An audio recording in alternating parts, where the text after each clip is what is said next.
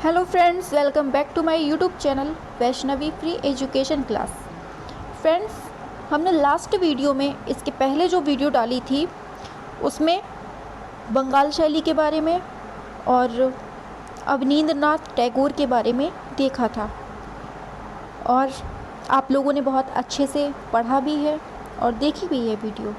उसी के क्रम में आज हम पढ़ते हैं क्षितेंद्रनाथ मजूमदार। ठीक है, तो बिना किसी देरी के हम स्टार्ट करते हैं और उम्मीद है कि आपको पिछली वीडियो बहुत अच्छे से समझ में आई होगी। अगर समझ में नहीं आई है तो कोई बात नहीं, हम कोशिश पूरी करेंगे कि आपको समझ में आए। ठीक है, और आप इस वीडियो को ज़्यादा से ज़्यादा लोगों तक शेयर करिए और चैनल को सब्सक्राइब कर लीजिए और ज़्यादा से ज़्यादा लोगों तक इस चैनल को पहुंचाइए, क्योंकि ये टीजीटी आर्ट के लिए, मेनली टीचिंग लाइन के लिए बेस्ट चैनल है।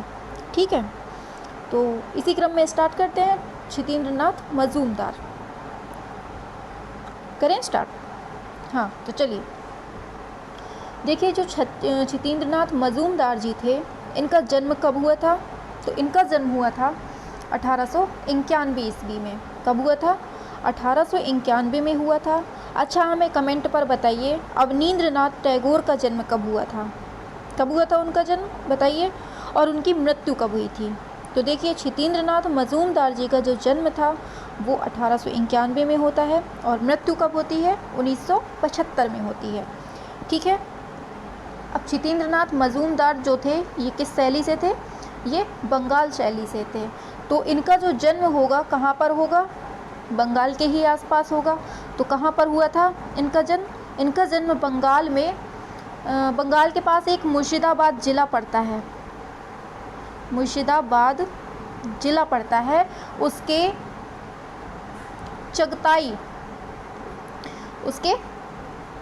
जगताई नामक स्थान पर हुआ था, ग्राम पर हुआ था। जगताई नाम का ग्राम है। तो क्षितेंद्रनाथ मजूमदार का जन्म कब होता है? 1891 में। देखिए, 1891 में जन्म होता है और 1975 में इनकी मृत्यु होती है। और इनका जन्म बंगाल के मुर्शिदाबाद में हुआ था। और किस ग्राम में हुआ था? जगताई ग्राम में। ठीक है, तो जगताई ग्राम में इनका जन्म हुआ था। तो देखिए, क्षितेंद्रनाथ मजूमदार कैसे थे? एकदम से जगे हुए इंसान थे। क्षितेंद्रनाथ जो मजूमदार थे वो एकदम से जगे हुए आदमी थे। ठीक है, तो इनका जन्म कहाँ हुआ था? जगताई में हुआ था। ट्रिक बता रहे हैं याद करने की, ऐसा नहीं है कि आप याद कर लो कि हाँ जगे ही हुए थे। तो क्षितेंद्रनाथ मजूमदार का जन्म कब होता है? 1891 में होता है। कहाँ पर? बंगाल में होता है और ये जगताई ग्राम में इनका जन्म होता है। समझ में आ गया होगा। चलते हैं नेक्स्ट पॉइंट पर। क्षितेंद्रनाथ मजूमदार जो थे, इन्होंने कला शिक्षा कहाँ से प्राप्त की थी? तो कहाँ से प्राप्त की थी इन्होंने प्राप्त की थी कोलकाता से। कहाँ से प्राप्त की थी? कोलकाता से इन्होंने कला की शिक्षा प्राप्त की थी। और क्षितेंद्रनाथ मजूमदार के कला गुरु कौन थे? इनके गुरु कौन थे? तो गुरु का नाम था, बताइए कमेंट पर, किसको पता है? हाँ, तो गुरु कौन थे? अवनींद्रनाथ टैगोर इनके गुरु थे। ठीक है, बंगाल स्कूल के चित्रकार जो थे ये क्षितेंद्रनाथ मजूमदार थे, बंगाल स्कूल के थे। नेक्स्ट पॉइंट बनता है कि 1912 से 13 ईस्वी तक, 1912 से लेकर 30 ईस्वी तक, 1912 से 30 ईस्वी तक क्षितेंद्रनाथ मजूमदार जो थे वो कहाँ पर अध्यापक रहे थे? तो ये रहे थे 1912 से 30 ईस्वी तक ये अध्यापक रहे। कहाँ पर रहे थे अध्यापक? ये अध्यापक रहे थे Indian society of oriental art Calcutta में। कहाँ पर? Indian society of oriental art Calcutta में ये टीचर थे। समझ गए। नेक्स्ट पॉइंट पर चलते हैं। नेक्स्ट आता है क्षितेंद्रनाथ 1942 से 64 ईस्वी तक ये अध्यक्ष थे। किस विश्वविद्यालय के अध्यक्ष थे? ये थे अध्यक्ष इलाहाबाद विश्वविद्यालय के। इलाहाबाद विश्वविद्यालय के ये अध्यक्ष रहे थे। तो पहले तो वो अध्यापक रहे। कहाँ पर? Indian society of oriental art Calcutta, यहाँ पर ये टीचर के रूप में काम किया इन्होंने 1912 से लेकर 1930 तक। और फिर ये विश्वविद्यालय में अध्यक्ष रहे। तो किस विश्वविद्यालय में अध्यक्ष थे? तो ये इलाहाबाद विश्वविद्यालय में अध्यक्ष थे 1942 से लेकर 64 ईस्वी तक। फिर नेक्स्ट पॉइंट आता है कि बिहार का एक ड्रामा समूह है जिसका नाम है यात्रा दल। यात्रा दल ये बिहार का एक, कहाँ का है ये बिहार का एक ड्रामा समूह है। इसके लिए मंच सज्जा का काम भी इन्होंने किया था। किसने किया था? क्षितिन्द्र नाथ ने। ठीक है, तो क्षितिन्द्र नाथ मजूमदार जी ने बिहार के लिए एक ड्रामा समूह बनाया गया था जिसका नाम था यात्रा दल बिहार में, और इसका साज सज्जा किसने की थी? क्षितिन्द्र नाथ मजूमदार ने। नेक्स्ट पॉइंट आता है कि क्षितिन्द्र नाथ मजूमदार ने श्री कृष्ण लीला गायन का प्रशिक्षण किससे लिया था? मतलब श्री कृष्ण लीला प्रशिक्षण, श्री कृष्ण लीला गायन का प्रशिक्षण इन्होंने, गायन का प्रशिक्षण किससे लिया था? ये लिया था, किसने लिया था? क्षितिन्द्र नाथ मजूमदार की बात हो रही है। क्षितिन्द्र नाथ मजूमदार ने श्री कृष्ण लीला गायन का प्रशिक्षण किससे लिया था? तो इन्होंने लिया था नवदीप ब्रजवासी से। नवदीप ब्रजवासी से इन्होंने प्रशिक्षण लिया था। किसका? श्री कृष्ण लीला गायन प्रशिक्षण। समझ में आ गया होगा। नेक्स्ट चलते हैं, जल्दी जल्दी चल रहे हैं क्योंकि टाइम कम है और पढ़ना बहुत सारा है। ठीक है, तो खाली सुनते जाइए, वैसे भी आप सब कुछ पढ़ चुके हैं, हमें पता है। ठीक है, तो ये हो गया। नेक्स्ट आता है इलाहाबाद विश्वविद्यालय में चित्रकला विभाग की स्थापना किसने की थी? इलाहाबाद विश्वविद्यालय जो था, अभी हमने पढ़ा कि वहाँ पर ये अध्यक्ष थे, तो इलाहाबाद विश्वविद्यालय में चित्रकला विभाग की स्थापना कौन करेगा? बताइए, आप खुद दिमाग लगाइए थोड़ा सा। तो कौन करेंगे? यही अपने क्षितिन्द्र नाथ मजूमदार जी ने की थी। और कब की थी? 1 सितंबर, क्योंकि ये 1942 से स्टार्टिंग हुई थी इनकी वहाँ पर अध्यक्ष के रूप में। तो ये कब करेंगे? 1942 में ही ये करेंगे। तो इलाहाबाद विश्वविद्यालय में चित्रकला विभाग की स्थापना कौन करते हैं? क्षितिन्द्र नाथ मजूमदार करते हैं। और कब करते हैं? 1 सितंबर 1942 में। समझ में आ गया? हाँ, तो नेक्स्ट चलते हैं। अब नेक्स्ट आता है कि क्षितिन्द्र नाथ मजूमदार किस विश्वविद्यालय में कलाध्यापक थे? तो बता चुके ऊपर, इलाहाबाद विश्वविद्यालय में। और इलाहाबाद विश्वविद्यालय में चित्रकला विभाग की स्थापना किसने की थी? क्षितिन्द्र नाथ मजूमदार ने। अब आता है नेक्स्ट, क्षितिन्द्र नाथ मजूमदार की चित्रण शैली को कौन सी संज्ञा दी जाती है? तो देखिए, जो वॉस थी, वॉस कला के जन्मदाता कौन है? फटाक से कमेंट पर छापिए। और वॉस टेक्निक कहाँ से लाई गई थी? चीन से, जापान से, अमेरिका से, फ्रांस से, रूस से, कहाँ से लाई गई थी? बताइए फटाक से। और भारत में जन्मदाता कौन है? तो देखिए, वॉस टेक्निक जो थी वो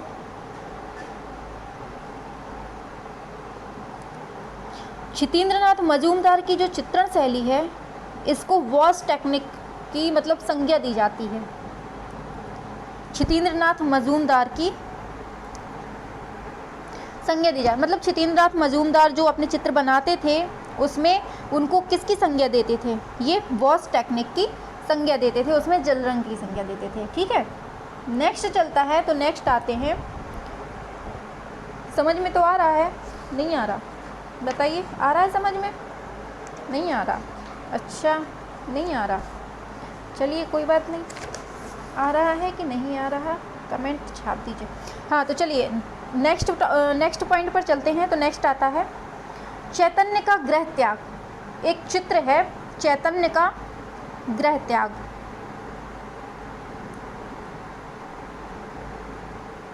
चैतन्य का गृह त्याग जो है, ये किसका चित्र है?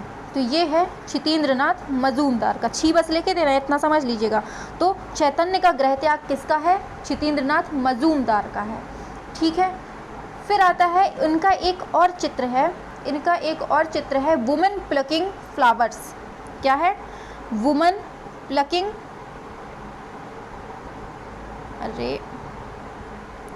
Plucking flowers. रुक जाइए, नेक्स्ट पेज पर लिख देते हैं, वुमेन प्लकिंग फ्लावर्स। तो ये किसका चित्र है? ये भी इनके क्षितिन्द्रनाथ का ही चित्र है। और ये किस उसमें बनाया गया है? वॉश और टेम्परा टेक्निक में। किसमें? वॉश व टेम्परा तकनीक में इसको बनाया गया। तो वुमेन प्लकिंग फ्लावर्स किसकी है? क्षितिन्द्रनाथ मजूमदार का चित्र है। और इसको किस में बनाया गया है? तो वॉश एंड टेम्परा में बनाया गया है। अब इसको सुरक्षित कहाँ रखा जाएगा? बता दीजिए, कहाँ रखा जाएगा? तो इसको रखा गया है न्यू दिल्ली में। कहाँ पर? न्यू दिल्ली में इसको सुरक्षित रखा गया है। नेक्स्ट चलते हैं। तो क्षितिन्द्रनाथ मजूमदार को पता है क्या कहा जाता है? संत चित्रकार। संत चित्रकार किसको कहते हैं? क्षितिन्द्रनाथ मजूमदार को कहते हैं। समझ गए होंगे। नेक्स्ट पॉइंट आता है, बंगाल शैली के एक चित्रकार हैं, बंगाल शैली के एक चित्रकार हैं जो सच्चे वैष्णव जन की भांति अपने चित्रों में राधा कृष्ण का ही चित्रण करते हैं। तो राधा कृष्ण का ही केवल चित्रण किसने किया है? किसने किया है? अपने क्षितिन्द्रनाथ मजूमदार जी ने। इसीलिए इनको संत चित्रकार कहते हैं। ठीक है। और ये वैष्णव जन की भांति किया है। किसके भांति? वैष्णव जन के भांति किया है। नेक्स्ट आता है, राधा कृष्ण का ही चित्रण करने वाले बंगाल शैली के वैष्णव चित्रकार कौन थे? क्षितिन्द्रनाथ मजूमदार थे। तो इनको देखिए, क्षितिन्द्रनाथ मजूमदार जो है, इनको क्या क्या कहते हैं? संत, अभी क्या बताया था? संत चित्रकार।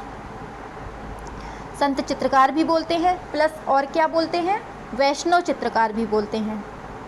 वैष्णव चित्रकार भी बोलते हैं। ठीक है। नेक्स्ट आता है, प्रभु हरिदास अंतिम अवस्था में।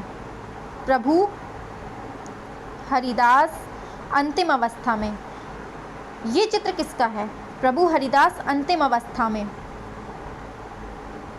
तो बताइए किसका चित्र है ये? ये भी क्षितिन्द्रनाथ मजूमदार जी का चित्र है।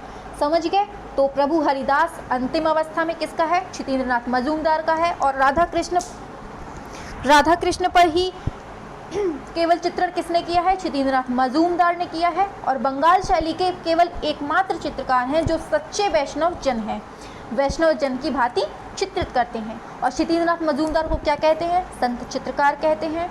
और इनकी जो एक चित्र है, इनका जो एक चित्र है वुमेन प्लकिंग फ्लावर्स, ये कहाँ पर सुरक्षित रखा गया है? नई दिल्ली में। और किस टेक्निक में है? वॉश एवं टेम्परा पर।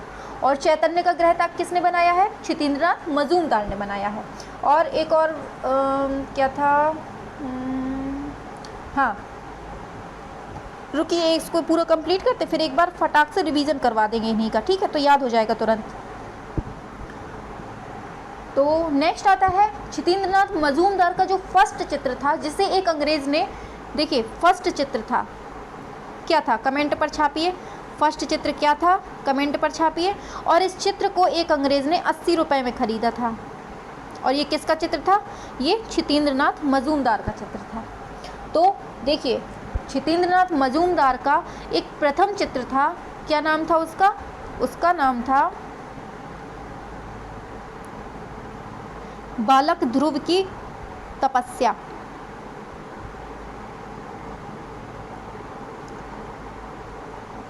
बालक ध्रुव की तपस्या जो था, ये एक चित्र था जिसे एक अंग्रेज़ ने कितने रुपए में? 80 रुपये में ख़रीदा था। किसने बनाया था? क्षितिन्द्रनाथ मजूमदार ने। और ये इनका पहला चित्र था। समझ गए। नेक्स्ट चलते हैं। नेक्स्ट आता है, इंडियन प्रेस इलाहाबाद में है। सबसे, अरे यार ये क्या हो गया? हाँ, इंडियन प्रेस कहाँ पर है? सबसे पहली बात, इंडियन प्रेस जो है ये कहाँ पर है? ये इलाहाबाद में है। कहाँ है ये? तेज़ लिख रहे हैं, फास्ट में पढ़ा रहे हैं, इसलिए राइटिंग पर मत जाइएगा कि क्या लिखा है, आपने गलत लिखा है, इसलिए हम केवल पढ़ाने पर जोर दे रहे हैं। ठीक है। तो इंडियन प्रेस कहाँ पर है? इलाहाबाद। इसके एक मालिक थे, कौन थे? हरिकेशव घोष। इसके मालिक थे हरिकेशव घोष। तो हरिकेशव घोष जो थे, इनके विशेष प्रस्ताव पर गीत गोविंद चित्रावली को किसने तैयार किया था? इन्होंने एक प्रस्ताव दिया था कि आप एक चित्र बनाइए,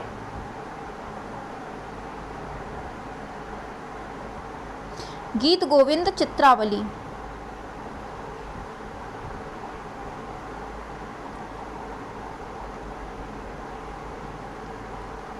हाँ, तो देखिए क्वेश्चन क्या बनता है। इंडियन प्रेस जो इलाहाबाद में है, इसके मालिक थे श्री केशव घोष थे। इन्होंने विशेष प्रस्ताव पर गीत गोविंद चित्रावली, इसमें 17 चित्र हैं। इसमें कितने चित्र हैं? 17 चित्र हैं। और इनको बनाने का, इसको तैयार करने का जो जिम्मा दिया था, किसको दिया था? वो दिया था अपने क्षितेंद्रनाथ मजूमदार को। तो क्वेश्चन क्या बनेगा? इंडियन प्रेस इलाहाबाद के मालिक श्री हरिकेशव घोष के विशेष प्रस्ताव पर गीत गोविंद चित्रावली को किसने तैयार किया था? तो क्षितेंद्रनाथ मजूमदार ने। उम्मीद है समझ आ गया होगा।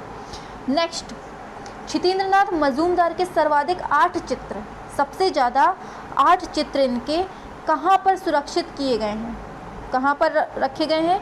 ये इलाहाबाद में रखे गए हैं। इलाहाबाद संग्रहालय, अब जो कि प्रयागराज हो गया है। ठीक है, तो क्षितेंद्रनाथ मजूमदार से केवल इतने ही क्वेश्चन बनते थे। एक बार हम फास्ट वे में एक बार रिवाइज करवा देते हैं जल्दी से। इनका जन्म कब हुआ था? 1891 में हुआ था। इनका जो 1891 में, हाँ, इनका जन्म कहाँ हुआ था? 1891 में हुआ था। कहाँ पर हुआ था? ये बिल्कुल जगे हुए इंसान थे क्षितेंद्रनाथ, तो जगताई ग्राम में हुआ था। कहाँ पर? बंगाल में हुआ था। और क्षितेंद्रनाथ मजूमदार के गुरु कौन थे? अवनींद्रनाथ टैगोर थे। और बंगाली स्कूल के ये क्या कहते हैं इनको, ये किस स्कूल से संबंधित थे? तो ये बंगाली स्कूल से संबंधित थे। और क्षितेंद्रनाथ मजूमदार कहाँ पर अध्यापक बने थे? Indian society of oriental art में बने थे। और इलाहाबाद विश्वविद्यालय में ये प्रथम अध्यक्ष कब बने थे? 1942 में प्रथम अध्यक्ष बने थे। ठीक है, और किस चित्रकार ने बिहार के ड्रामा स्कूल में यात्रा दल के लिए मंच सज्जा काम किया था? क्षितेंद्रनाथ मजूमदार ने। श्री कृष्ण लीला गायन का प्रशिक्षण किससे लिया था इन्होंने? नवदीप ब्रजवासी से। और इलाहाबाद विश्वविद्यालय में चित्रकला विभाग की स्थापना मोस्ट इम्पॉर्टेंट है, इसको तो याद रखिएगा कि इलाहाबाद विश्वविद्यालय में चित्रकला विभाग की स्थापना कब हुई थी? 1942 में। किसने की थी? क्षितेंद्रनाथ मजूमदार ने। क्षितेंद्रनाथ मजूमदार किस विश्वविद्यालय में कला अध्यापक थे? इलाहाबाद विश्वविद्यालय। क्षितेंद्रनाथ मजूमदार की चित्रण शैली को निम्न में से कौन सी संज्ञा दी जाती है? तो कौन सी? वॉश या जल रंग की। चैतन्य का गृह त्याग किसका है? क्षितेंद्रनाथ मजूमदार का। वुमन प्लकिंग फ्लावर्स किसका है? क्षितेंद्रनाथ मजूमदार। क्षितेंद्रनाथ मजूमदार को क्या कहते हैं? संत चित्रकार और वैष्णव चित्रकार भी कहते हैं। और इन्होंने केवल किस पर? राधा कृष्ण पर ही चित्रांकन किया है। और प्रभु हरिदास अंतिम अवस्था में किसने बनाया है? तो ये क्षितेंद्रनाथ मजूमदार ने। क्षितेंद्रनाथ मजूमदार का प्रथम चित्र कौन था जिसे अंग्रेजों ने 80 रुपये में खरीदा था? तो बालक ध्रुव की तपस्या। इंडियन प्रेस इलाहाबाद के मालिक श्री हरिकेशव घोष के विशेष प्रस्ताव पर गीत गोविंद चित्रावली को किसने तैयार किया था? तो किसने किया था? क्षितेंद्रनाथ मजूमदार ने। क्षितेंद्रनाथ मजूमदार के सर्वाधिक चित्र कहाँ पर सुरक्षित हैं? तो ये इलाहाबाद में। तो यहाँ से जितने क्वेश्चन बनते थे क्षितेंद्रनाथ मजूमदार के, वो हमने पढ़ा दिए। अब दूसरे चलते हैं।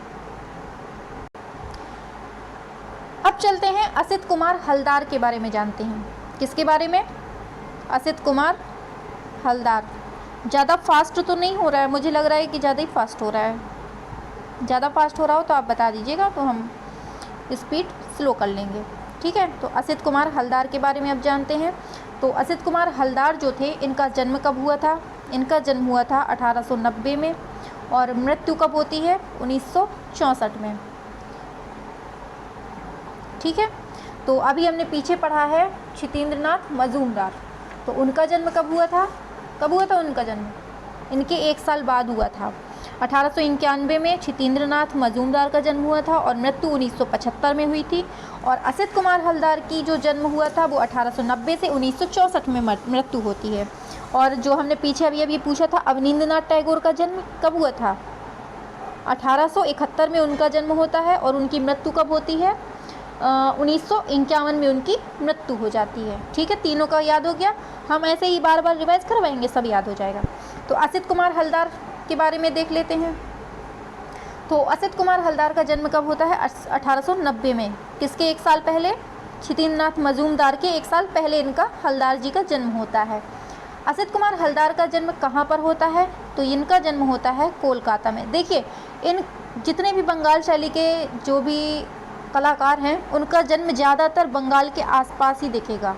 कोई कोलकाता में होगा तो कोई बंगाल में ही होगा। या फिर कोलकाता के आसपास कोई गांव में होगा, तो बस इनका आसपास ही होगा। तो इनका हलदार जी का जन्म कहाँ होता है? कलकत्ता में होता है। असित कुमार हलदार आर्ट कॉलेज के प्रथम भारतीय प्रिंसिपल थे। देखिए ये जो थे हलदार जी, ये लखनऊ आर्ट कॉलेज के ये प्रिंसिपल थे। ठीक है, लखनऊ आर्ट कॉलेज के ये प्रिंसिपल थे। और इन्होंने क्या किया था?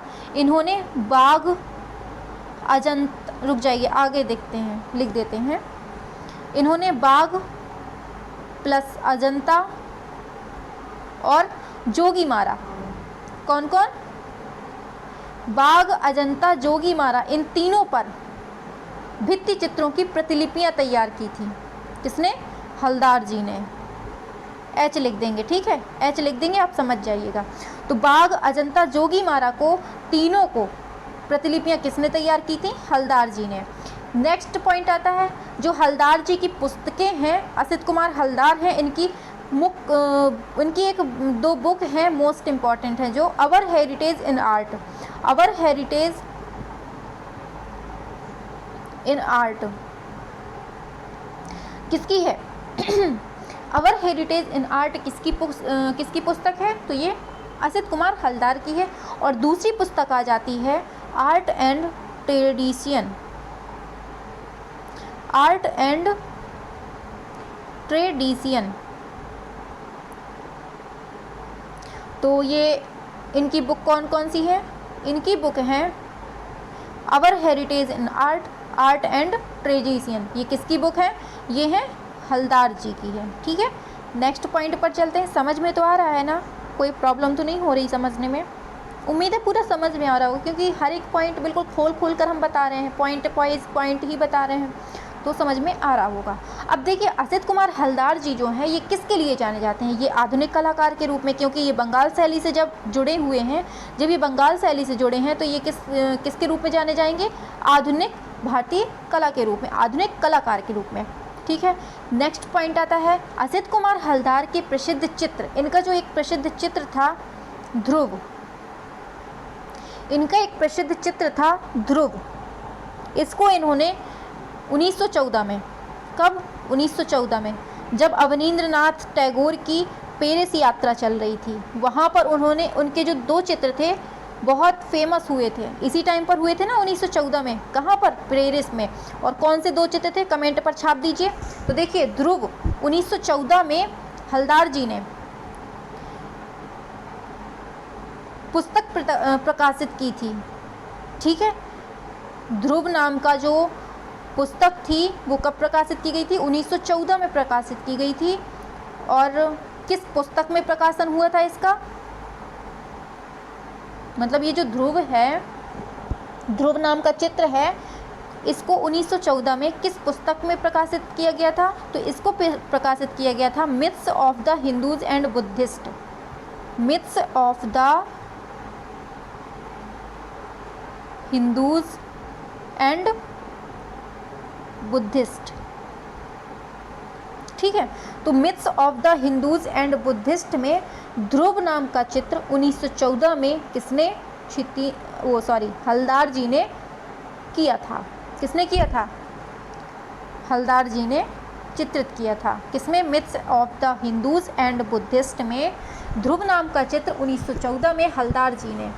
हाँ, तो अवनींद्रनाथ टैगोर जो दो चित्र थे वो कौन कौन से थे? पहला था मंदिर में एक गिद्ध, ऐसे ही कुछ नाम था उसका, मंदिर में एक गिद्ध, और दूसरा था यात्रा का अंत। ठीक है, और उनका जन्म कब हुआ था? 1871 में, और मृत्यु कब हुई थी? 1951 में। अब हमें कमेंट पर बताइए कि अभी अभी ऊपर हमने पढ़ा है क्षितेंद्र नाथ जी का जन्म कब हुआ था और उनकी मृत्यु कब हुई थी, बताइए।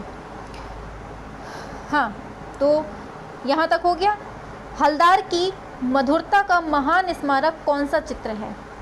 हलदार की, जो असित कुमार हलदार जी हैं, हलदार जी की जो मधुरता और महान स्मारक कौन सा चित्र है? तो ये है the flame of music. The flame of music जो है, द फ्लेम ऑफ म्यूज़िक, ये किसकी है? ये हलदार की है।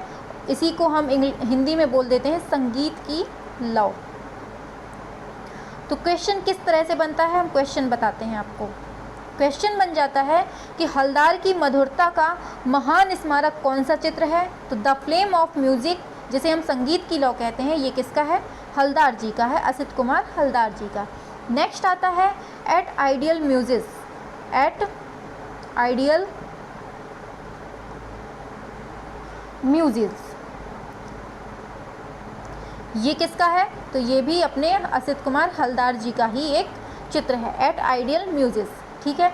दूसरा है असित कुमार हलदार के चित्रों का सबसे बड़ा संग्रह कहाँ पर किया गया है। तो इनका भी संग्रह किया गया है इलाहाबाद में किया गया है। कहाँ किया है, इलाहाबाद संग्रहालय प्रयागराज में किया गया है।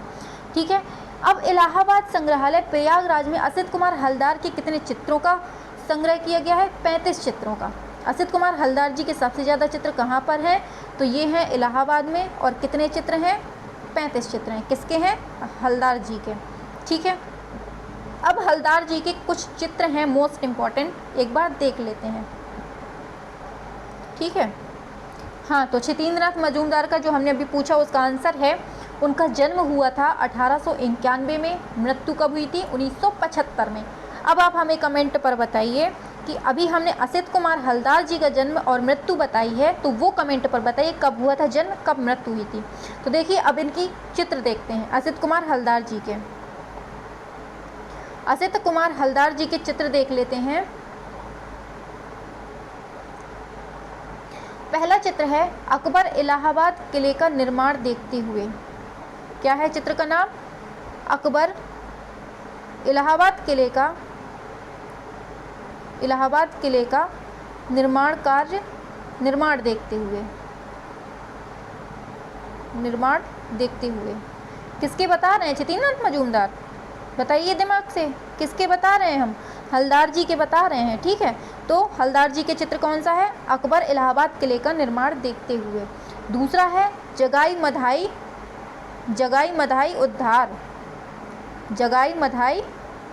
उद्धार, किसकी है, हलदार जी की है। दूसरा आता है ऋतु संहार किसकी है, ये भी असित कुमार हलदार जी की है। फिर आता है उमर खय्याम, ये किसकी है, हलदार जी की है। उमर खय्याम हलदार जी की है। आगे भी देख लेंगे, पहले इतनी याद करिए आप, इतनी याद करवा दें पहले। तो असित कुमार हलदार जी की कुछ पुस्तकें हैं, कौन कौन पुस्तकें नहीं सॉरी चित्र। तो उमर खय्याम क्या खाएंगे आप, हल्दी खाएंगे, तो उमर खय्याम हलदार को हल्दी से याद करिए। उमर खय्याम क्या खाएंगे, हल्दी खाएंगे। अकबर इलाहाबाद किले का निर्माण देखते हुए कि कहीं हल्दी ना पड़ जाए धोखे से, अकबर इलाहाबाद किले का निर्माण देखते हुए तो किसने बनाया है, हलदार जी ने। जगाई मधाई उद्धार, जग जाओ। तो एक तो ऐसा नाम है इनका, जगाई मधाई उद्धार। जगाई मधाई उद्धार किसकी है, हलदार की है। नेक्स्ट है ऋतु संहार। तो ऋतु संहार, जब ऋतु परिवर्तन होता है तो सब कुछ पीला पीला दिखने लगता है, बसंत ऋतु आ गई, बसंत ऋतु से याद कर लीजिए ऋतु संहार। तो बसंत ऋतु में कौन से कपड़े पहने जाते हैं, हल्दी कलर के। ठीक है। तो उमर खय्याम अकबर इलाहाबाद किले का निर्माण देखते हुए, जगाई मधाई उद्धार, ऋतु संहार किसकी है, हलदार जी की है।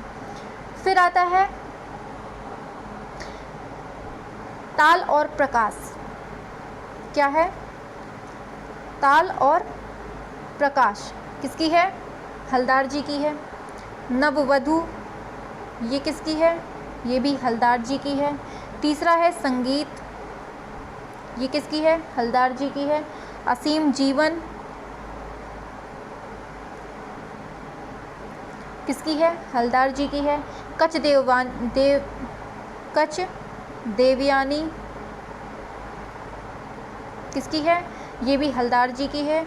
और प्रारब्ध किसकी है, ये भी हलदार जी का है। और अशोक पुत्र कुणाल, ये जितने भी हैं ना बहुत इम्पॉर्टेंट है, बहुत ज़्यादा, कुणाल की है। और है राम और गुह किसकी है? राम है, ये लिखा है, राम और गुह किसकी है? ये भी इन्हीं की है। और है कौन सी बच रही है अब? चंद्रमा और कमल, ये बच रही है, चंद्रमा और कमल, ये किसकी है? ये भी इन्हीं की है। और एक है अल्हड़ यौवन, कौन सा है? अल्हड़ यौवन। तो अब देखिए, ताल और प्रकाश किसकी है? हलदार जी की है। नववधु किसकी है? हलदार जी की है। प्रारब्ध किसकी है? हलदार जी की है। राम और गुह ये किसकी है? हलदार जी की है। संगीत किसकी है? हलदार जी की है। अल्हड़ यौवन हलदार जी की है। अशोक पुत्र कुणाल ये भी हलदार जी की है। असीम यौवन ये भी हलदार जी की है। कच देवयानी ये भी हलदार जी की। चंद्रमा और कमल ये भी हलदार जी की। यहाँ से हमारे असित कुमार हलदार जी खत्म होते हैं। ठीक है, अब चलते हैं नेक्स्ट कलाकार के ऊपर। तो अब हमने अभी आपसे क्वेश्चन पूछा था असित कुमार हलदार जी का जन्म कब हुआ था? तो 1890 में इनका जन्म होता है और मृत्यु कब होती है? 1964 में। तो आपको तीनों के सन याद हो गए हैं। अब हम बीच बीच में ऐसे ही क्वेश्चन पूछते जाएंगे। ठीक है, आप हमें कमेंट पर बताइए औरंगजेब का बुढ़ापा किसकी कृति है? औरंगजेब का बुढ़ापा किसकी कृति है? कमेंट में फास्ट छाप दीजिए। हाँ, तो अब चलते हैं हम नंदलाल बोस के ऊपर। अब हम पढ़ेंगे नंदलाल बोस के बारे में। ठीक है, तो नंदलाल बोस का जो जन्म हुआ था कब हुआ था? 1882 में, मृत्यु 1966 में। जिससे जितने पॉइंट बन रहे हैं उतने ही मैं करा रही हूँ, ऐसा नहीं है ऐसा। अरे यार चला गया, चलिए कोई बात नहीं। नंदलाल बोस अब हमें पढ़ना है। इनका जन्म कब होता है? तो इनका जन्म होता है 1882 में, 82 में। नंदलाल बोस 82, नंदलाल बोस 82, नंदलाल बोस 82, नंदलाल बोस 82 में। और नंदलाल बोस किस शैली से हैं? ये हैं बंगाल शैली से। लेकिन इनके लिए जो फेमस पूछा जाता है किस शैली से हैं, तो इनको हम नव बंगाल शैली भी बोलते हैं। नव बंगाल शैली से कौन संबंधित हैं? तो ये नंदलाल बोस संबंधित हैं। ठीक है, नंदलाल बोस किससे हैं? नव बंगाल शैली से। नंदलाल बोस का जन्म कब हुआ था? 1882 में हुआ था। बता दीजिए कहाँ पर हुआ था? इनका जन्म हुआ था बिहार के कहाँ? मुंगेर ज़िले में। बिहार के मुंगेर ज़िले में हुआ था। नंदलाल बोस किसके शिष्य थे? बता दीजिए, कल हमने बताया था। तो ये शिष्य थे अवनींद्रनाथ टैगोर के। शिष्य कौन थे? नंदलाल बोस थे। इन्हीं के क्षितेंद्रनाथ भी थे। ठीक है, और फिर नेक्स्ट क्वेश्चन आता है नंदलाल बोस किसके शिष्य थे? तो अवनींद्रनाथ टैगोर। भारतीय राष्ट्रीय आंदोलन के सर्वाधिक सक्रिय कलाकार। तो देखिए, भारतीय राष्ट्रीय आंदोलन के जो सबसे सक्रिय कलाकार थे वो थे नंदलाल बोस। नंदलाल बोस का प्रसिद्ध चित्र क्या है? तो इनका प्रसिद्ध चित्र है वीणा वादनी। वीणा वादनी इम्पॉर्टेंट है, बहुत इम्पॉर्टेंट है। वीणा वादनी किसका चित्र है? तो ये नंदलाल बोस का चित्र है। किसका है? नंदलाल बोस का प्रसिद्ध चित्र है। कौन सा? वीणा वादनी। हाँ, तो कमेंट बॉक्स पे आपने बताया नहीं कि औरंगजेब का बुढ़ापा किसकी है? तो किसकी है? कल ही बताया था, अवनींद्रनाथ टैगोर की है। पिछली वीडियो में हमने बताया था, याद होगा अगर, कि भूल गए हैं सब। अच्छा ठीक है, हम नेक्स्ट क्वेश्चन पूछ लेते हैं। अभी का हम पूछ लेते हैं, अभी का याद है कि नहीं। कृष्ण लीला गायन से प्रशिक्षण किसने लिया था? मतलब क्षितेंद्रनाथ मजूमदार ने श्री कृष्ण लीला गायन का जो प्रशिक्षण लिया था वो किससे लिया था? कमेंट पर छाप दीजिए। हाँ, तो नंदलाल बोस के बारे में पढ़ रहे थे। तो इसके आगे देखते हैं, Indian society of oriental art की प्रथम प्रदर्शनी नंदलाल बोस को उसके सती नामक चित्र पर कितने रुपए का पुरस्कार मिला था? देखिए, पूछा जाता है कि इस शॉर्ट में लिख रहे हैं, Indian society of oriental art, इसकी एक प्रदर्शनी हुई थी। इसमें नंदलाल बोस की एक पेंटिंग है जिसका नाम है सती। इसका नाम है सती। इस चित्र पर कितने रुपए इसको पुरस्कार मिले थे? इसको मिले थे 500 रुपये। कितने रुपए मिले थे? इसको 500 रुपये मिले थे। तो Indian society of oriental art की स्थापना, Indian society of oriental art की प्रथम प्रदर्शनी में नंदलाल बोस की पेंटिंग थी सती। इसको कितने रुपए मिले थे? इसको 500 रुपये मिले थे। ठीक है, समझ में आ रहा है? दूसरा चलते हैं। दूसरा पॉइंट आता है 1909 से लेकर 1911 तक। 1909 से लेकर 1911 ईस्वी के मध्य लेडी हेरिंघम, कौन थी? लेडी हेरिंघम। लेडी हेरिंघम की अध्यक्षता में असित कुमार हलदार के साथ नंदलाल बोस ने, ध्यान से समझिएगा, हलदार जी के साथ में नंदलाल बोस की अनुकृतियाँ, कौन सी अनुकृतियाँ तैयार की थी? तो इन्होंने तैयार की थी अजंता की कलाकृतियाँ। अजंता की जो अनुकृतियाँ भी हमने पढ़ी वो किसने मिलकर तैयार की थी? हलदार और नंदलाल बोस ने। 1902, तो देखिए क्वेश्चन क्या बनता है, 1909 से 1911 ईस्वी के मध्य लेडी हेरिंघम की अध्यक्षता में असित कुमार हलदार ने किसके साथ अजंता की अनुकृतियाँ तैयार की थीं? तो किसके साथ? नंदलाल बोस के साथ। नेक्स्ट पॉइंट आता है हरिपुरा कांग्रेस का जो पोस्टर था, हरिपुरा कांग्रेस का पोस्टर था 1937-38 में चित्रित किया गया था। तो इसको किसने चित्रित किया था? नंदलाल बोस ने। किसने किया था?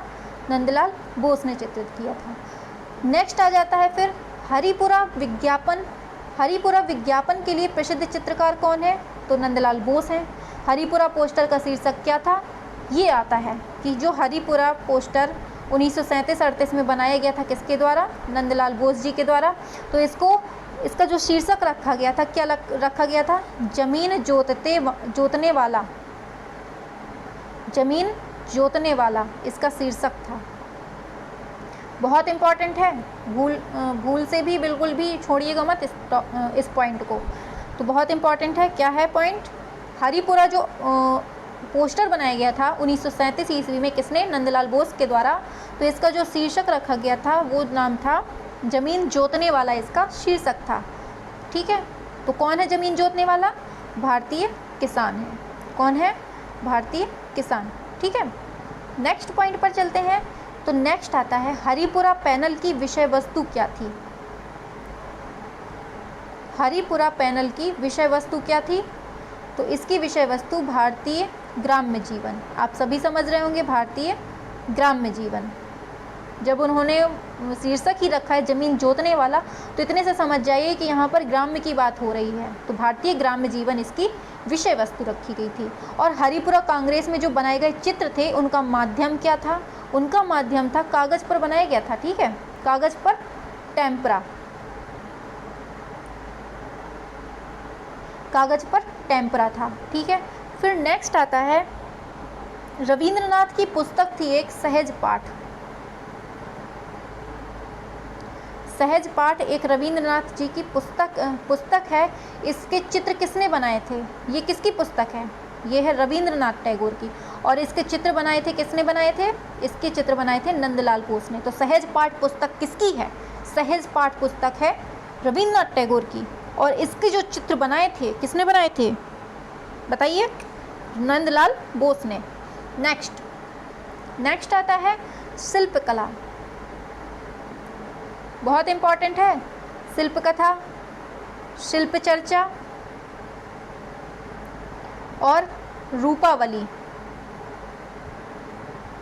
ये तीनों, शिल्प कथा, शिल्प चर्चा और रूपावली, ये तीनों की तीनों बुक किसकी हैं? तो ये तीनों की तीनों बुक किसकी हैं? ये है नंदलाल बोस की बुक है। किसकी है? नंदलाल बोस की। तो शिल्प कथा, शिल्प चर्चा व रूपावली किसकी पुस्तकें हैं? तो ये है नंदलाल बोस की। फिर आता है 1954 ईस्वी में भारत सरकार द्वारा पद्म विभूषण दिया गया था। किसको दिया गया था? तो ये दिया गया था नंदलाल बोस को। तो देखिए 1954 ईस्वी में पद्म विभूषण किसको दिया गया था? ये दिया गया था नंदलाल बोस को। कब दिया गया था? 1954 में। इस इम्पॉर्टेंट है, देखिए यहाँ हम जितने भी पॉइंट बता रहे हैं मोस्ट इंपॉर्टेंट है, किसी भी पॉइंट को छोड़ने की बिल्कुल भी गलती मत करिएगा। अगर आपने एक पॉइंट छोड़ दिया तो समझ लीजिए एक क्वेश्चन आपके हाथ से जा चुका है, क्योंकि क्वेश्चन कहाँ से आ जाए कोई गारंटी नहीं है कहाँ से क्वेश्चन आ रहा है। इसलिए यहाँ का हर एक पॉइंट बहुत इंपॉर्टेंट है। आप लोगों को खुद समझ में आ रहा होगा, मैं पढ़ा रही हूँ तो हर एक पॉइंट आपको समझ में आ रहा होगा कि हाँ कितने इंपॉर्टेंट है। अगर हल्के में लेना है तो आप पूरी क्लास को हल्के में ही ले लीजिए। कोई भी पॉइंट छोड़ रहे हैं तो फिर इससे अच्छा है कि आप पूरी ही क्लास हल्के में ले लीजिए। अगर आप पढ़ रहे हैं तो फिर एक एक पॉइंट पर नज़र डालनी है आपको, ठीक है। तो चलिए नेक्स्ट देखते हैं। यहाँ तक हो गया पद्म विभूषण कब मिला था? 1954 में। फास्ट हो रहा है क्या? चलिए, भारतीय चित्रकला को सम्मान दिलाने का श्रेय किसको जाता है? भारतीय चित्रकला को सम्मान किसने दिलाया था? ये दिलाया था नंदलाल बोस ने। नेक्स्ट आता है, नंदलाल बोस का नाम किस संस्था से जुड़ा है? तो ये कला भवन शांति निकेतन से। किससे जुड़ा है? कला भवन शांति निकेतन से जुड़ा है। नेक्स्ट आता है पॉइंट, नंदलाल बोस द्वारा निर्मित मीरा पैनल। मीरा पैनल किसका है? किसके द्वारा निर्मित है? ये नंदलाल बोस जी के द्वारा निर्मित है। और किस स्थान पर इसको बनाया गया है? इसको बनाया गया है बड़ौदा में। तो मीरा पैनल किसने बनाया है? मीरा पैनल नंदलाल बोस ने। एम से याद रखिए, मीरा पैनल एम के बाद क्या आता है? एन। तो किसने बनाया है मीरा पैनल? नंदलाल बोस ने बनाया है। और कहाँ पर बनाया है? बड़ा सा बनाया है, मतलब बड़ौदा में। बड़ौदा में बड़ा सा एक मीरा पैनल बनाया है। किसने? नंदलाल बोस ने। फिर नेक्स्ट पॉइंट आता है, पहले भारतीय कलाकार जिनकी कलाकृति पर सर्वप्रथम रंगीन वृत्त चित्र। रंगीन वृत्त चित्र को पता है क्या कहते हैं? डॉक्यूमेंट्री बोलते हैं। रंगीन जो रंगीन वृत्त चित्र होते हैं इसको क्या कहते हैं? इसको कहते हैं डॉक्यूमेंट्री, ठीक है। तो क्वेश्चन क्या है? पहले भारतीय कलाकार जिनकी कलाकृति पर सर्वप्रथम रंगीन वृत्त चित्र डॉक्यूमेंट्री तैयार किया गया, किसने किया था? ये नंदलाल बोस। किसने? नंदलाल बोस। तो नेक्स्ट आता है अब अभिसारिका। अभिसारिका चित्र किसका है? अभिसारिका चित्र जो है ये किसका है? नंदलाल बोस का है। अभिसारिका चित्र किसका है? नंदलाल बोस का है। किस में बनाया गया है? इसको टेम्परा में बनाया गया है, ठीक है। अभिसारिका नंदलाल बोस का है। फिर आता है ढोलकवाद, किसकी पेंटिंग है? ढोलकवाद किसकी पेंटिंग है? ये भी नंदलाल बोस जी की पेंटिंग है, ठीक है। तो अभिसारिका टेम्परा में बना है नंदलाल बोस का। ढोलकवाद किसका है? नंदलाल बोस का है। कुरुक्षेत्र के चित्रकार कौन है? फिर आता है नेक्स्ट कुरुक्षेत्र। तो कुरुक्षेत्र किसकी है? नंदलाल बोस की है। तो अभिसारिका नंदलाल बोस, ढोलकवाद नंदलाल बोस, कुरुक्षेत्र नंदलाल बोस, ये सब किसकी हैं? ये सब नंदलाल बोस की हैं, ठीक है। नेक्स्ट चलते हैं। तो नेक्स्ट आता है बापूजी चित्र किसका है? बापूजी किसका है? नंदलाल बोस का है। अब नंदलाल बोस जो थे ये कहाँ के पहले अध्यक्ष बनाए गए थे? फर्स्ट अध्यक्ष कहाँ के बनाए गए थे? तो ये बनाए गए थे कहाँ के? करिए कमेंट फटाक से। तो ये बनाए गए थे कला भवन। कहाँ का कला भवन? शांति निकेतन का। शांति निकेतन कला भवन का इनको पहला अध्यक्ष बनाया गया था। और बापूजी चित्र किसके हैं? नंदलाल बोस के हैं। नेक्स्ट है नंदलाल बोस कहाँ के प्रथम अध्यक्ष थे? तो कला भवन के थे। और कला भवन शांति निकेतन का पूर्ण रूपेण अध्यक्ष और प्राचार्य किसे बना दिया गया था? नंदलाल बोस को बना दिया गया था। और कब बनाया गया था इनको? 1923 में। 1923 में इनको कहाँ का अध्यक्ष बनाया गया था? कला भवन शांति निकेतन का। फिर आता है शांति निकेतन कला भवन के कब अध्यक्ष बनाए गए? 1923 में। फिर आता है नेक्स्ट रविंद्रनाथ टैगोर के द्वारा रचित एक गीतांजलि है। क्या है? गीतांजलि है। इसका चित्रण किसने किया था? इसका चित्रण किया था नंदलाल बोस ने किया था, ठीक है। नेक्स्ट है राष्ट्रीय आधुनिक कला संग्रहालय नई दिल्ली। नई दिल्ली में सुरक्षित प्रसिद्ध है लीनो कट चित्र। कौन सा है? लीनो कट चित्र। लीनो कट चित्र और दांडी मार्च किसने बनाए हैं? तो ये बनाए हैं नंद कुमार स्वामी ने, नंदलाल बोस ने, सॉरी नंदलाल बोस ने। तो देखिए नई दिल्ली में स्थित है, कौन कौन से इनके चित्र, लिनोकट चित्र और दांडी मार्च, ये दोनों किसने बनाए हैं, नंदलाल बोस ने बनाए हैं। तो लिनोकट चित्र, दांडी मार्च किसने बनाए हैं, ये बनाए हैं नंदलाल बोस ने। और रविन्द्रनाथ टैगोर की गीतांजलि में चित्र किसने बनाए हैं, ये भी नंदलाल बोस ने। नेक्स्ट चलते हैं, तो नेक्स्ट आता है 1950 में BHU में इनको एक उपाधि मिली थी, कौन सी, डीलिट उपाधि। कहाँ पर, BHU में कब मिली थी, 1950 में। किसको मिली थी, नंदलाल बोस को मिली थी। नेक्स्ट आता है फिर नंदलाल बोस का एक प्रसिद्ध चित्र है पार्थसारथी। क्या है, पार्थसारथी एक इनका चित्र है। ये कहाँ सुरक्षित किया गया है, कोलकाता में सुरक्षित किया गया है। तो देखिए 1950 में BHU की एक डीलिट उपाधि से किसको सम्मानित किया गया, नंदलाल बोस को। और नंदलाल बोस को पार्थसारथी का जो चित्र है ये कहाँ सुरक्षित है, ये कोलकाता में सुरक्षित है। अच्छा, हमें कमेंट पर बताइए नंदलाल बोस का जन्म कब हुआ था और किस जगह पर हुआ था।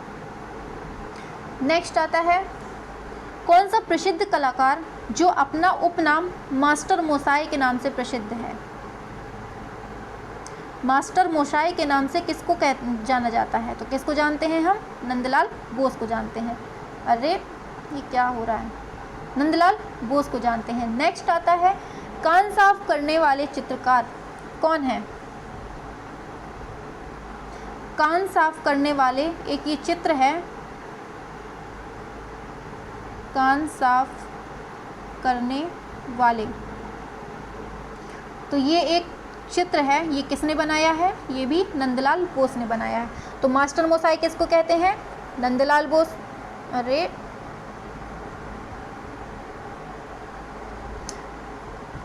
मास्टर मोसाई किसको कहते हैं, नंदलाल बोस को कहते हैं। कान साफ करने वाले जो चित्र है ये किसने बनाया है, ये भी नंदलाल बोस ने बनाया है। नेक्स्ट पॉइंट पर चलते हैं। नंदलाल बोस ने 1928 में इटालियन म्यूरल तकनीक में कौन सा विशाल भित्ति चित्र बनाया था, दूल्हे की सवारी। कितना अच्छा है, दूल्हे की सवारी, जैसे आप एक दिन दूल्हे बनेंगे ना वैसे ही। तो दूल्हे की सवारी किसने बनाई है, किसने बनाई है, ये बनाई है नंदलाल बोस जी ने बनाई है। कब बनाई थी, 1928 में बनाई थी। और किस टेक्निक से बनाई थी, इटालियन, किस टेक्निक से, इटालियन म्यूरल तकनीक से। तो दूल्हे की सवारी किसने बनाई है, नंदलाल बोस ने। कब बनाई, 1928 में बनाई, इटालियन म्यूरल टेक्निक से बनाई। समझ गए। नेक्स्ट चलते हैं। तो अभी हमने पीछे पढ़ा कान साफ करने वाले, कौन करता था कान साफ, नंदलाल जी थे भैया, कान साफ करते रहते थे बस। दूल्हे की सवारी कौन करते थे, नंदलाल बोस करते थे। और नेक्स्ट चलते हैं, 15 फीट लंबा, समझिएगा 15 फीट लंबा नंदलाल बोस जी ने 1 घंटे में, मात्र 1 घंटे में, कितना, 15 फीट लंबा नंदलाल बोस जी ने मात्र 1 घंटे में क्या बनाया था, पांडवों का हिमालय आरोहण, पांडवों का हिमालय आरोहण बनाया था। अब समझ लीजिए 1 घंटे में, और कितना बड़ा था, 15 फीट लंबा था। तो क्वेश्चन क्या पूछा जाता है, क्वेश्चन पूछा जाता है कि 15 फीट लंबा चित्र नंदलाल बोस ने मात्र 1 घंटे में बनाया था। और वो चित्र क्या था, पांडवों का हिमालय आरोहण, पांडवों का हिमालय आरोहण था। किसने बनाया था, नंदलाल बोस जी ने। नेक्स्ट है, राष्ट्रीय आधुनिक कला संग्रहालय नई दिल्ली में सुरक्षित महिषासुर प्रदर्शनी, महिषासुर प्रदर्शनी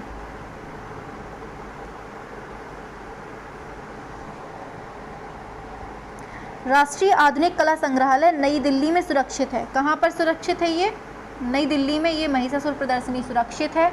और इसका शीर्षक चित्र किसने बनाया था, किसने बनाया था, इसको नंदलाल बोस जी ने बनाया था। और इसको कहाँ रखा गया है? नई दिल्ली में रखा गया है। महिषासुर प्रदर्शनी नंदलाल बोस ने। नेक्स्ट है, रविंद्रनाथ टैगोर की किस पुस्तक का अलंकरण नंदलाल बोस जी ने किया था? बता दीजिए। तो कौन सी पुस्तक थी वो थी छायानिका। छायानिका पुस्तक थी जिसका अलंकरण, जिसकी साज सज्जा किसने की थी? नंदलाल बोस ने। और ये किसकी पुस्तक है? रविंद्रनाथ टैगोर की है। नेक्स्ट है, भारतीय संविधान की मूल पांडुलिपि, जो पांडुलिपि किसे कहते हैं? आप पहले ये बता दीजिए, पांडुलिपि किसको कहते हैं? पांडुलिपि का अर्थ क्या होता है? तो संविधान की जो पुस्तक है हमारी, जो प्रियम्बल है, संविधान जो अपना प्रियम्बल है, इसको जो साज सज्जा किया था उसका चित्रण किसने किया है? तो किसने किया है? नंदलाल बोस ने किया है। और कितने चित्र बनाए हैं इसमें? 22 चित्र बनाए हैं।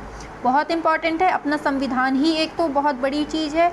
पांडुलिपि का मतलब होता है हाथ से लिखा गया, हाथ से, ठीक है। और जो संविधान है, संविधान मतलब संविधान में जो साज सज्जा की है किसने की है? नंदलाल बोस ने की है। और इसमें कितने चित्र बनाए गए हैं? 22 चित्र। किसने बनाए हैं? नंदलाल बोस ने 22 चित्र बनाए हैं। नेक्स्ट है, नंदलाल बोस ने किन कलाकारों के चित्रों की अनुकृतियाँ की हैं? तो देखिए, इन्होंने किसकी अनुकृतियाँ की हैं? 2 कलाकार हैं। पहला है रवि वर्मा, रवि वर्मा की, और दूसरा रैफल। इन दोनों की अनुकृति किसने की है? नंदलाल बोस ने। नंदलाल बोस ने रा नाम के 2 व्यक्ति हैं, रवि वर्मा, दूसरा रैफल, इन दोनों की अनुकृतियाँ करी हैं, ठीक है। इनकी चित्रों की अनुकृतियाँ बनाई हैं। फिर आता है संथाल गर्ल, किसकी पेंटिंग है? कितना अच्छा नाम है, संथाल गर्ल। ये किसने बनाई है? तो ये किसने बनाई है? बता दीजिए। नंदलाल बोस ने। और यम और सावित्री किसकी कृति है? यम और सावित्री, ये किसकी कृति है? ये भी नंदलाल बोस की है। तो संथाल गर्ल किसकी पेंटिंग है? ये पेंटिंग है किसने बनाई है? नंदलाल बोस ने। और यम और सावित्री ये कृति है, ये किसकी है? ये भी नंदलाल बोस की है। अभिसारी का चित्र अभी पढ़ा हमने ऊपर, वो भी किसकी है? नंदलाल बोस की है। और अभी हमने ऊपर ये भी पढ़ा है कि सहज पाठ का जो चित्र बनाया है वो किसने बनाया है? नंदलाल बोस ने। और सहज पाठ किसकी पुस्तक है? रविंद्रनाथ टैगोर की है। अब नंदलाल बोस के जो प्रसिद्ध चित्र हैं, फेमस चित्र, उनको देख लेते हैं। फेमस चित्र कौन कौन से हैं? तो ग्रीफ ऑफ उमा, कौन है? Grief of Uma. दूसरा है राधा विरह। हमें कमेंट बॉक्स पर बता दीजिए कि बंगाल जो चित्र शैली है इसमें राधा कृष्ण पर केवल राधा कृष्ण पर किसने चित्र बनाए हैं? तो राधा विरह हो गया। फिर है वीणा प्लेयर,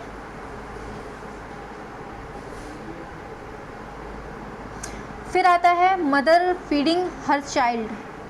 क्या है? Mother feeding her child.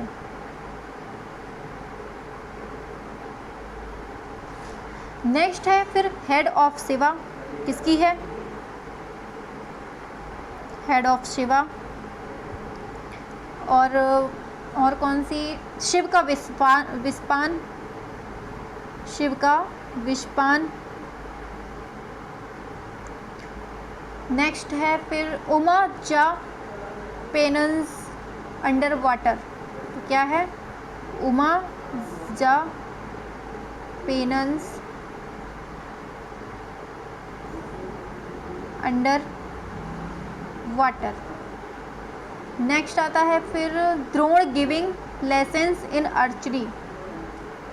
Drona giving lessons in archery. फिर आता है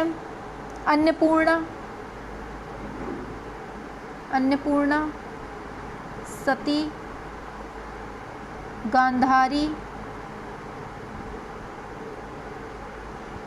गांधारी हो गया। फिर आता है सावित्री एंड यम, पीछे पढ़ चुके हैं, कहे को लिखें बार बार, ठीक है। इतने ही ठीक हैं, इतने ही इम्पॉर्टेंट भी हैं। तो देखिए किसके पढ़ रहे हैं हम, नंदलाल बोस की हम चित्र पढ़ रहे हैं। तो कौन कौन से हैं चित्र, ग्रीफ ऑफ उमा, जहाँ पर उमा दिख जाए वहाँ समझ जाइएगा किसने बनाई है, नंदलाल बोस ने बनाई है। तो ग्रीफ ऑफ उमा किसकी है, नंदलाल बोस की है। राधा विरह किसकी है, नंदलाल बोस की है। वीणा प्लेयर किसकी है, ये भी नंदलाल बोस की है। मदर फीडिंग हर चाइल्ड किसकी है, ये भी नंदलाल बोस की है। हेड ऑफ शिवा, ये भी नंदलाल बोस की है। शिव का विषपान नंदलाल बोस का चित्र है। उमा द पेनन्स अंडर वाटर किसकी है, नंदलाल बोस की। द्रोण गिविंग लाइसेंस आर्चरी, ये किसकी है, नंदलाल बोस की है। और है अन्नपूर्णा किसकी है, ये भी नंदलाल बोस की है। सती किसकी है, नंदलाल बोस की है। नेक्स्ट है गांधारी, ये भी नंदलाल बोस की है। नेक्स्ट आता है, तो यहाँ से हमारा जो है नंदलाल बोस कंप्लीट हो जाता है, ठीक है। अब हम पढ़ेंगे समरेंद्रनाथ गुप्त। क्या पढ़ेंगे, समरेंद्र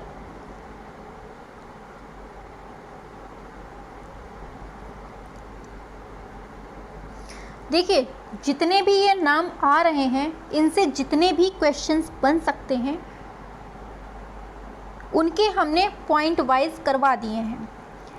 आज की वीडियो है, एक वीडियो और आएगी, मतलब इसके पहले जो हमने वीडियो दी एक वीडियो हो गई, ये दूसरी वीडियो है, और एक और तीसरी वीडियो आएगी जिसमें बंगाल के कलाकार होंगे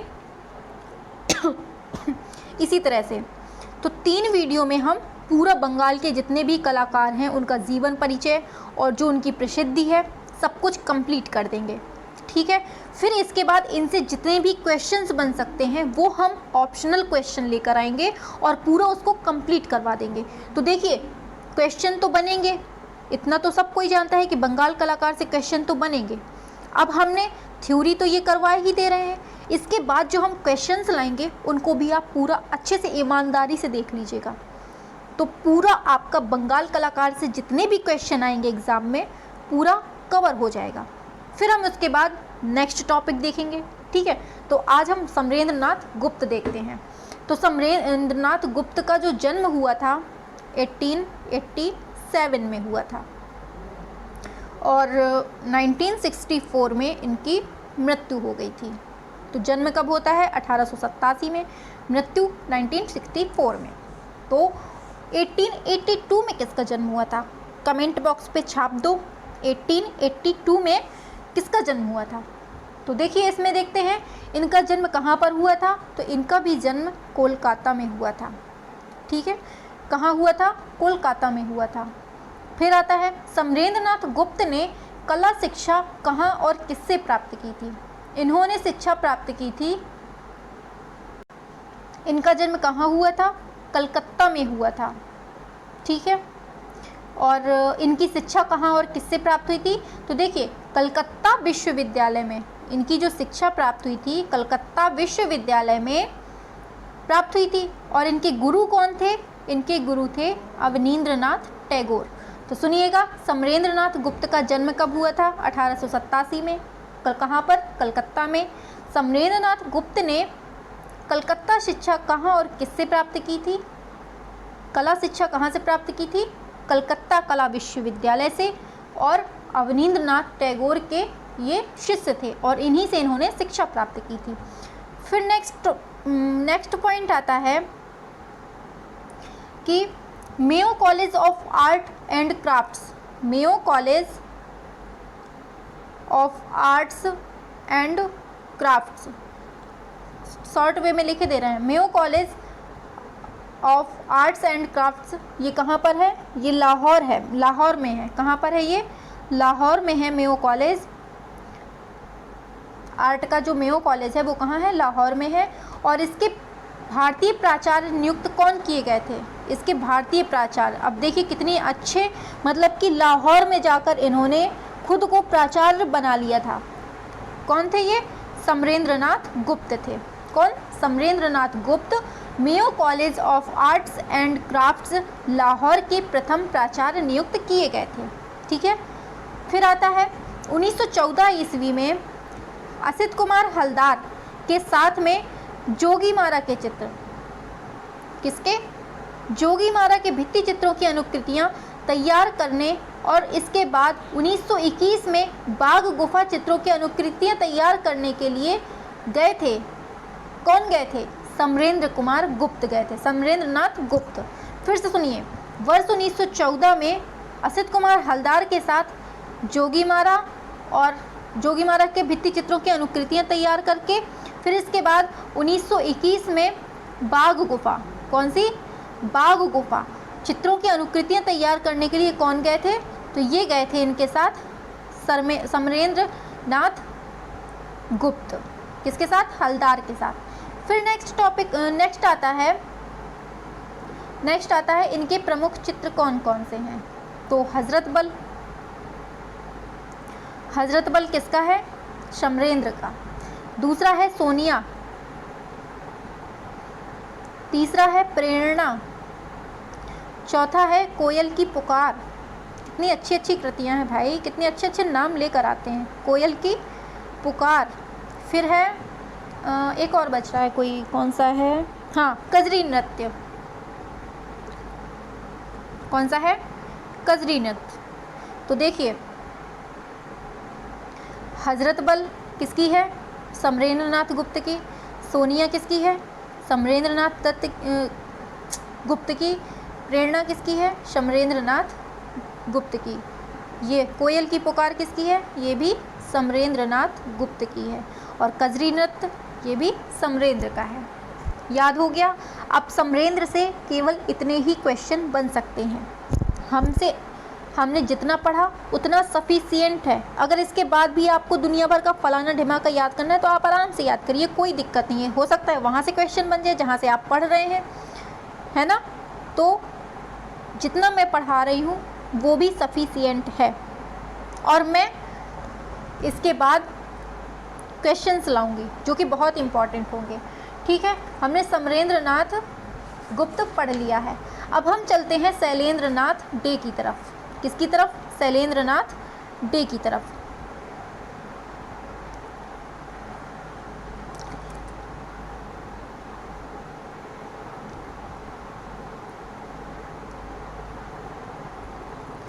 क्या आता है अपना? अब शैलेंद्र नाथ डे आता है। शैलेंद्र नाथ डे का जन्म कब हुआ था?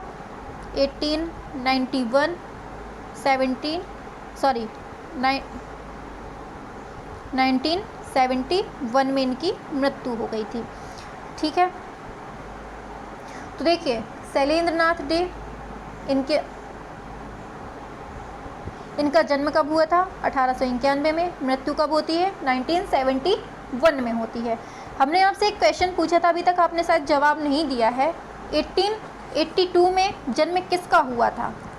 बताया नहीं है आप लोगों ने। गलत बात है भाई, गलत बात है। किसने किया था भाई बताइए? 1882 में नंदलाल बोस। कितने बार बताए भाई? 1882 में नंदलाल बोस ने। और क्षितिन्द्रनाथ मजूमदार का जन्म कब हुआ था? जल्दी से फटाक से छाप दीजिए, जल्दी से। हम 100 बार पूछेंगे, आपको 100 बार बताना पड़ेगा, कोई बहाना नहीं चलेगा। क्षितिन्द्रनाथ मजूमदार का जन्म कब हुआ था? बताइए, अब हम ही बताएं सब। हाँ सही है, 1891 में हुआ था। कब हुआ था? 1891 में हुआ था। किसका जन्म हुआ था? क्षितिन्द्रनाथ मजूमदार का। और 1891 में और किसका हो रहा है? शैलेंद्र नाथ डे का हो रहा है। बस यही हम याद दिलाना चाह रहे थे। तो क्षितिन्द्रनाथ मजूमदार और शैलेंद्र नाथ डे एक ही सन में पैदा हुए थे। कब? 1891 में। और उनकी मृत्यु कब हुई थी? 1975 में हुई थी। ठीक है, और इनकी मृत्यु कब हो रही है? इनकी 4 साल पहले मृत्यु हुई जा रही है। तो 1971 में शैलेंद्र नाथ डे और 1975 में मजूमदार। पहली बात, इनका जन्म कब और कहाँ हुआ था? इनका जन्म हुआ था इलाहाबाद में। कहाँ हुआ था? इलाहाबाद में हुआ था। इलाहाबाद में कर्नलगंज में। कहाँ पर? कर्नलगंज में। कहाँ हुआ था इनका जन्म? कर्नलगंज में हुआ था। और शैलेंद्र नाथ, एक तो हम नाम भूल जाते हैं। ये जो शैलेंद्र नाथ डे हैं इन्होंने शिक्षा कहाँ से प्राप्त की थी? इन्होंने शिक्षा प्राप्त की थी government school of arts and crafts Kolkata में प्राप्त की थी। ठीक है, कहाँ पर? Government school of arts and crafts Kolkata में। और इनके किसके सानिध्य में? ये अवनींद्रनाथ टैगोर के सानिध्य में प्राप्त की थी। नेक्स्ट आता है भारतीय चित्रकला पद्धति। क्या?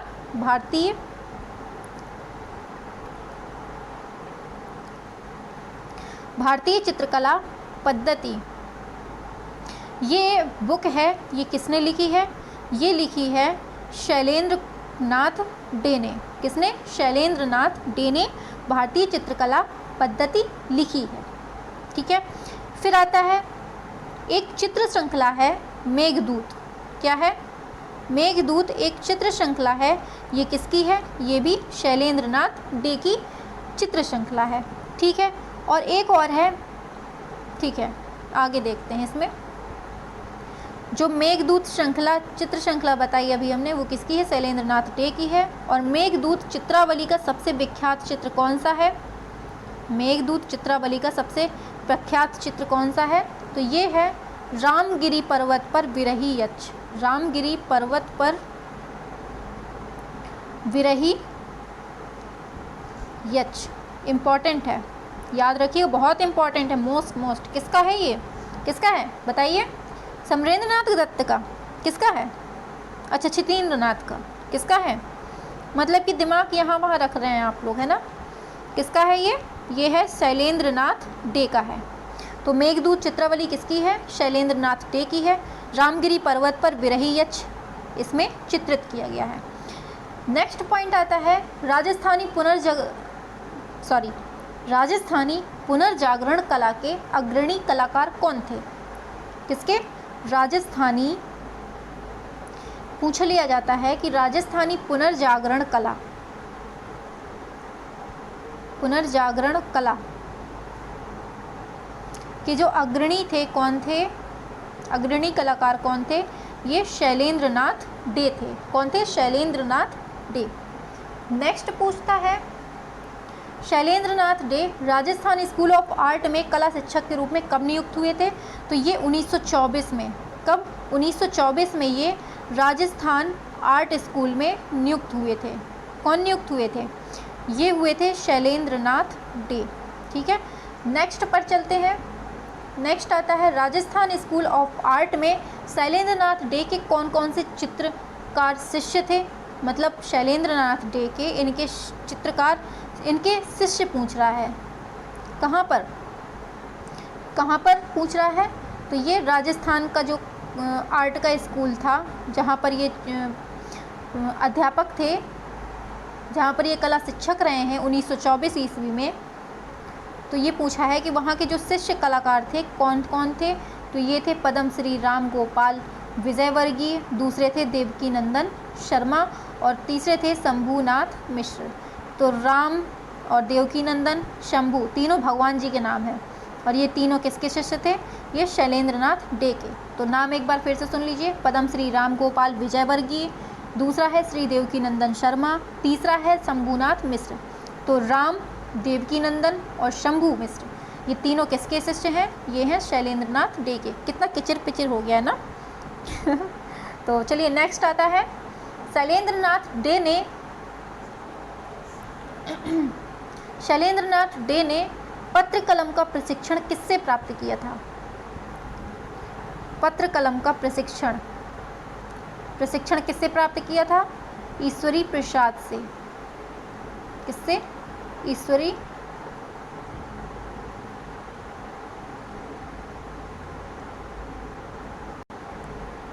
ये रुक गया था बीच में, चलिए कोई बात नहीं, फिर से हम बता देते हैं। तो शैलेंद्रनाथ डे ने पत्र कलम का जो प्रशिक्षण प्राप्त किया था वो किससे प्राप्त किया था? ईश्वरी प्रसाद से। किससे? ईश्वरी प्रसाद से प्राप्त किया था। ठीक है, नेक्स्ट चलते हैं।